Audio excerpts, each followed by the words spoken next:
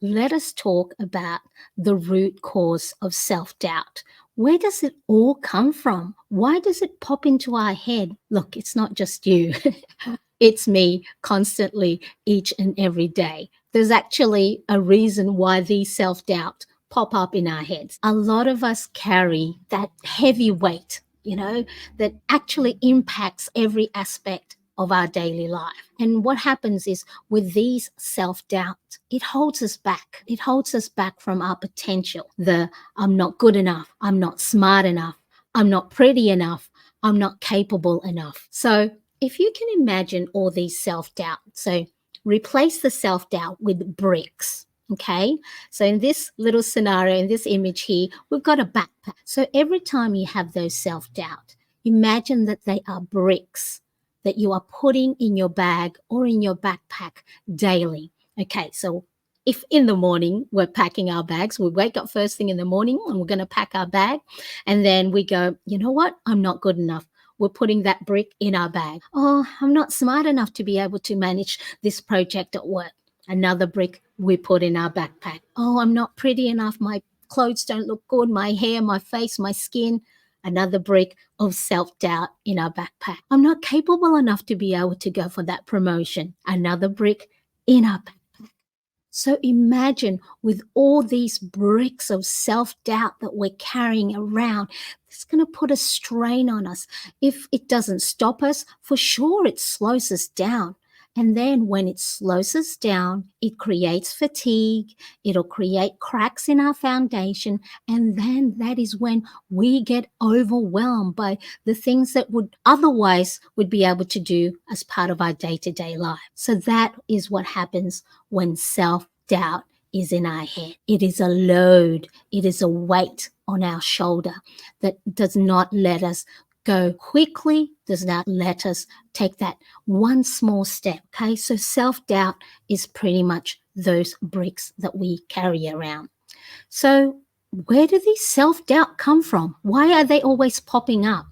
There are actually things in our lives that trigger it. So the triggers can be environmental, work. If you're at school and you're studying, it can be people, and maybe sometimes our family and friends who may be well-meaning, but then they might say something that can cause you self-doubt, that can cause you to question your ability, how you look, the decisions you've made in life. So there are triggers that make these self-doubt, the alarm bells go off. So there could be criticism, comparisons, you're uncertain about how to do things, you are a perfectionist. I can't put this out there yet because it's not great yet. When past failures that might have triggered you now to doubt yourself, whether you're able to do certain things, and then any changes that pop up, big or small, changing job, changing new house, changing friends, changing the environment. These are triggers that can make those self-doubt in our head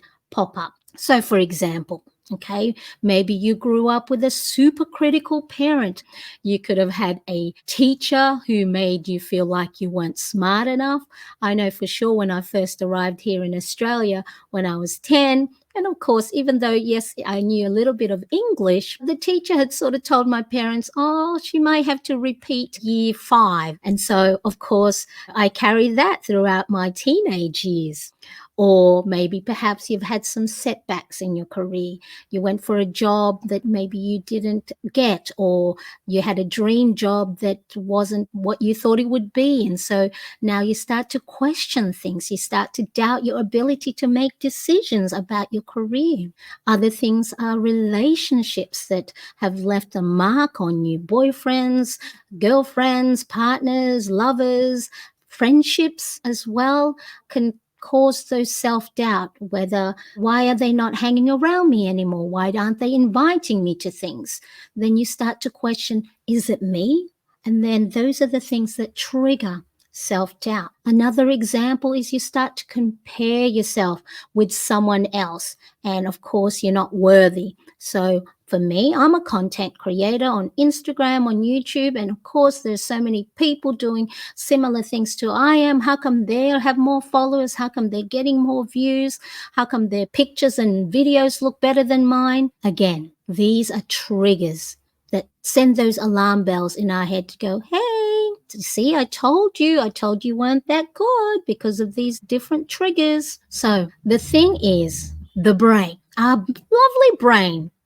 lovely brain actually, with these triggers, cause us to doubt ourselves because sometimes it holds on to all these negative experiences from our past is because it wants to help us. It wants to help us not make the same mistake. It wants to help us not to feel sad, bad, or it tells us, you know what? Don't make friends. Don't go for that promotion because remember what happened last time. It's like our brain is saying, with all these triggers and all these negative talk, is stop, don't touch the hot oven because you're going to get burnt. But unfortunately, even though the brain is trying to protect us because it's that survival mechanism, it doesn't want to put us in harm's way. But a lot of times, these things that used to serve us in the past may no longer be true. Maybe, yes, back then we couldn't go for the promotion because we hadn't learned all the things yet. But now that you know better, if I don't know it, I can learn it. What someone said to me back in 1985 no longer applies to me today in 2024. But what happens is with the triggers and the self-doubt is we just carry all these old stories around that may no longer be true. It may no longer serve us right now in this present moment. And then what does that do? It just stops us from taking action. It's like as if, don't do it. I remember last time you touched the hot stove and you got burnt. And then it's the same way when the triggers and self-doubt come in. Don't do it because someone might say you're not good, or you might start to see that you're not as good as that other person. But no. What we need to do is we need to take control.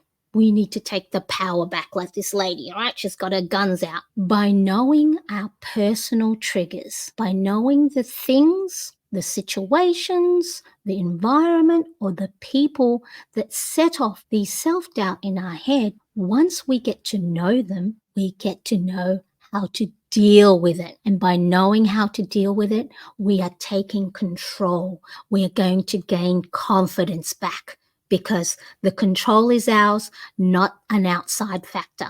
It's us. It's our control. So when you start to know your triggers, guess what? It's like having that superpower, right? It's like imagine putting on your superhero cape when there's a trigger, right? I'm going to put my superhero cape on because understanding ourselves will then help us tackle the tough times that will come up. And they'll come up. It's not as if they won't come up. All these different things, environments, what people say, they're going to come up. But what we're going to do this time round, moving from this day on, is we're going to get to know them and we're going to know how to manage it. By knowing the triggers and then knowing the patterns that come up of self-doubt, it's going to provide us with clarity. My analogy of the blurry glasses, if you wear eyeglasses and then it's got lots of fingerprints, by knowing the triggers and then the self-doubt that come up, it's like as if we're wiping our eyeglasses clean. It's no longer cloudy. We're going to be able to